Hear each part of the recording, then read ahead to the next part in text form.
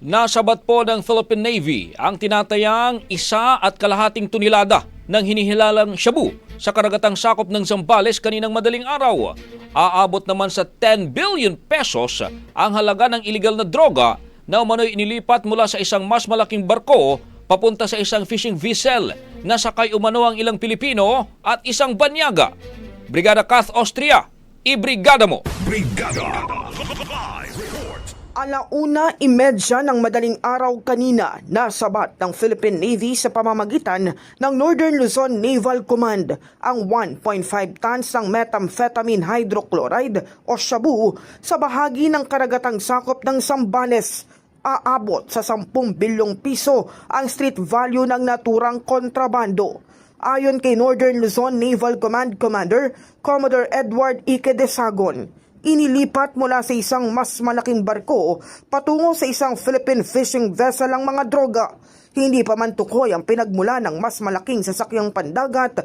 Naniniwala silang layunin ng grupo na ibabang kontrabando sa west coast ng Luzon. Latest information na nakuha natin is yung drugs ay galing sa isang barko na tinransfer dun sa bangka, sa fishing vessel, and then pagpunta natin dun, fishing vessel na lang yung nandun. Wala na yung source nung yung ginamit na pinanggalingan ng drugs. So yung fishing vessel ang nakuha natin.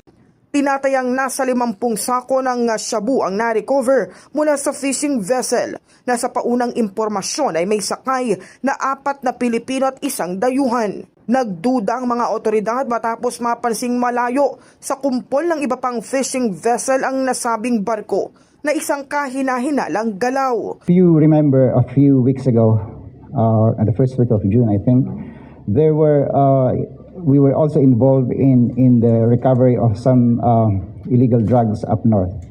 So with that incident, we began to be more vigilant because of that incident.